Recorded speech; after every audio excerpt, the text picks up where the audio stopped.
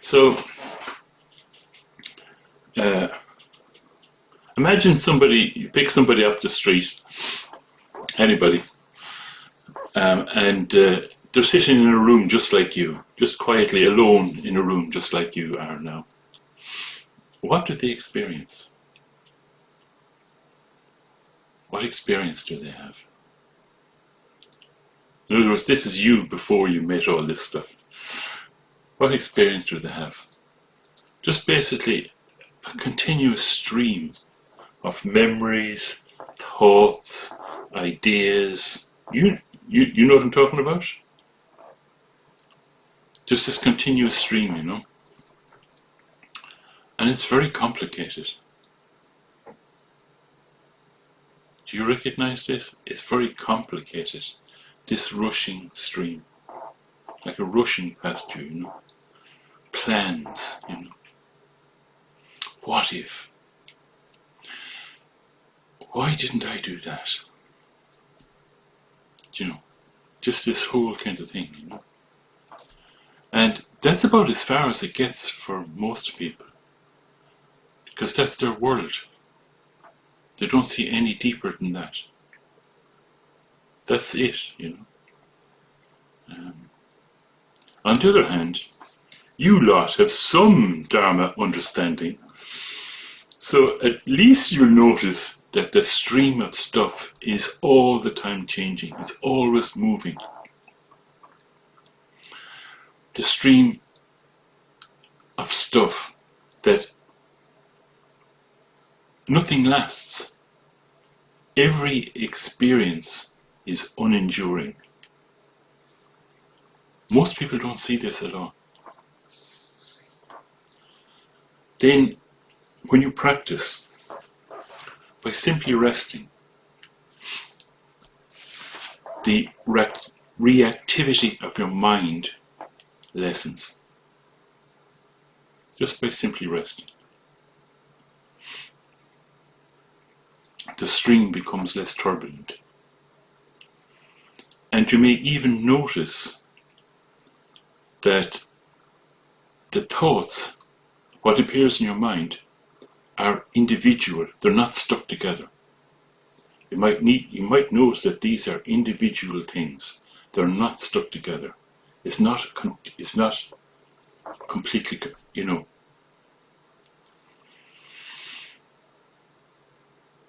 A thought arises, then another thought. But the thought that has arisen, the first thought is gone, and it's been displaced by the second thought, which then gets displaced by the third thought.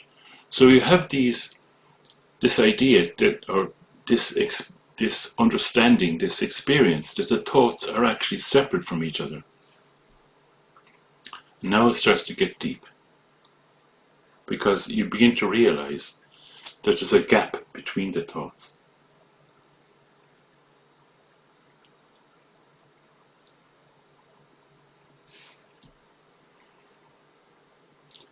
And it isn't that you have a thought, then you kind of, what's the word for it?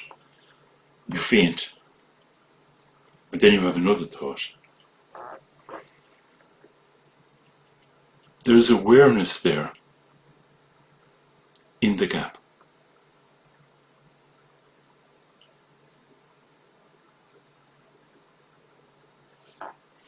Now, because it's a gap,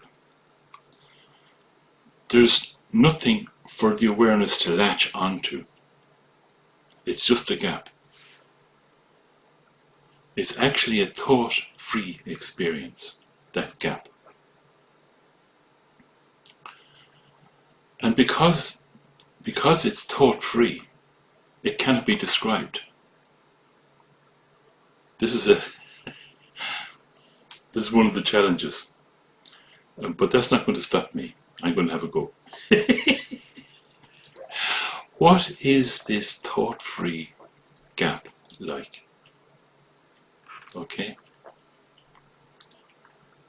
Brightness. The best word I can find for it. Brightness. You know, like when you say like, oh, you point to a child, and you say, oh, that child is very bright, Have you a feeling for what that means? Can you feel what that means when you say, oh, that child is very bright, They're bright, awake, full of life, playful. So this brightness is there all the time. During the thought, and when there is no thought, that brightness is there all the time. And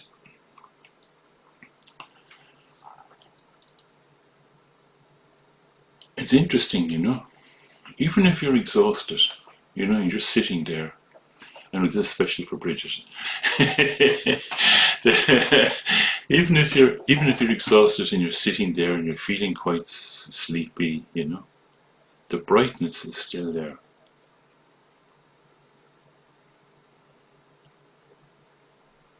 So, what's special about this brightness? Why am I drawing your attention to it? What's special about the brightness? There's nothing special about it at all. It's completely ordinary. You have it right now.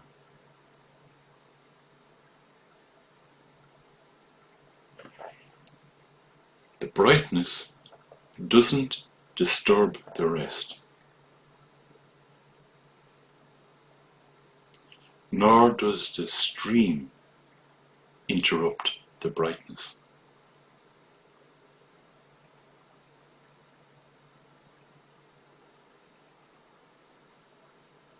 It's like a light that shines effortlessly, uncomplicated.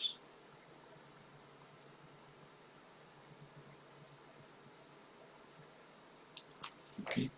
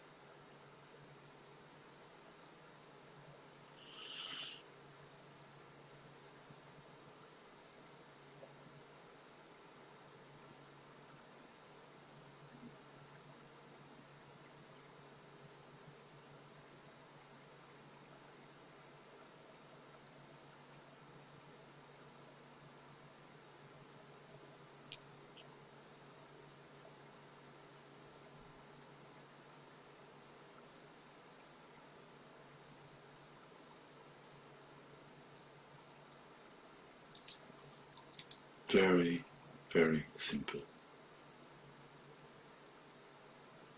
No plans. Breathing. Just being there. Resting.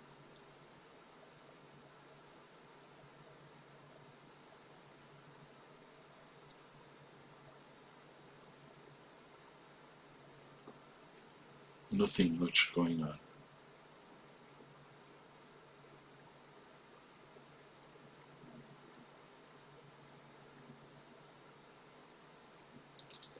Not trying to stop anything. It doesn't matter.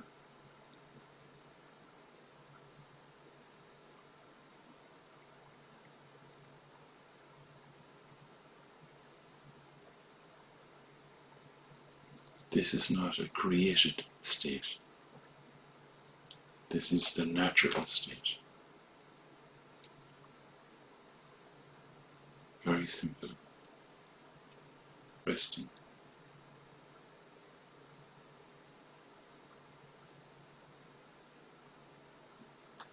Your breath comes in. Notice that.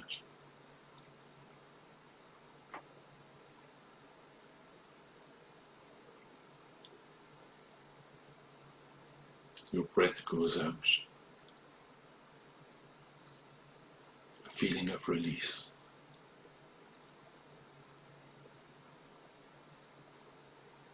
Natural. Not forced. It's natural to feel this letting go as you breathe out.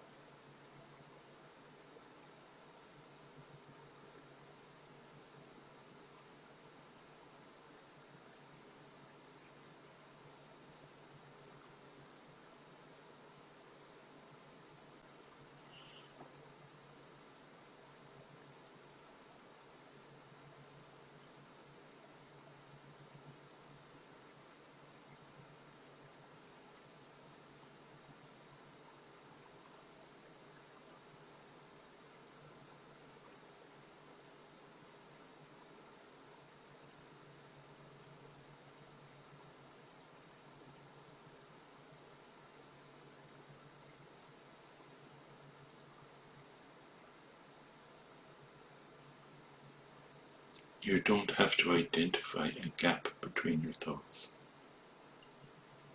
That won't work.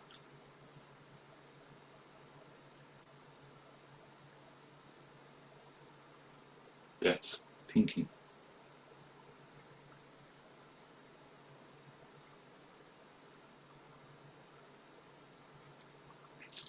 By simply relaxing in uncontrived awareness.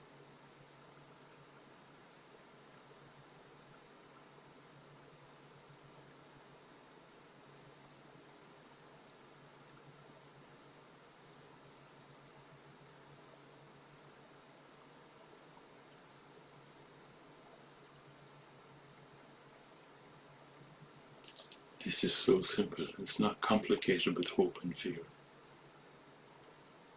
Being, letting be.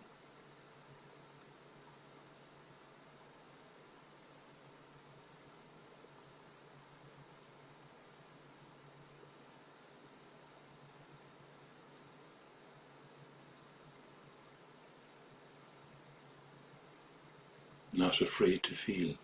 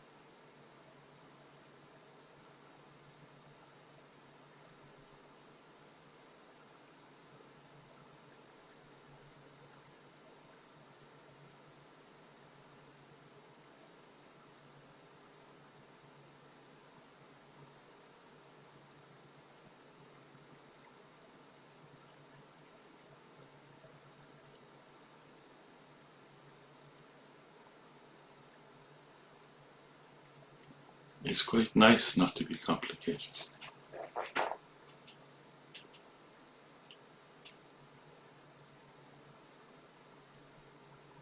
Isn't it?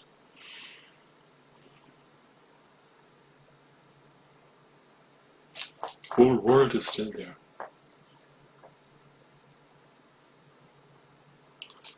The stream is still there.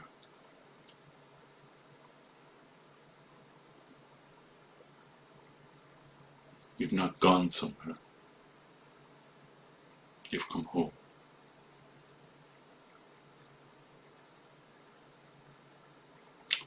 Okay. Oh, I can't hear you, Cecily. I think there's an echo or something. Anyway, yeah, it's okay. No, it's on my side. You can hear me okay? Yeah. I didn't want to interrupt, but I thought that what you said, like you said something about the gap, and now you're saying it's not. I'm sorry, I can't remember what you said about the gap because that was relevant. It might come out. It's But not the something you word, identify. yes, That's what it's you not wanted to say. right. As you said, Okay. that was thinking. Yes. Now, you also said something that really helped with the simplicity at the beginning, because you were describing, a thought arises, then another thought, and so on. And then you said you have this, then subsequent thoughts displace the previous one, each thought separate from the other. And then you said you have this idea, then you said understanding, and you clarified it further and said experience, That's right. because it's not an idea or a belief that we have that the That's right. thoughts Yeah. are replaced, the next thought will Yeah. replace the other one. Yeah. It's an experience. Yeah. It's direct experience. It's And direct experience. I thought that really helps bring out the simplicity, because there's no, like as Mark said, there's no thinking or analysis involved.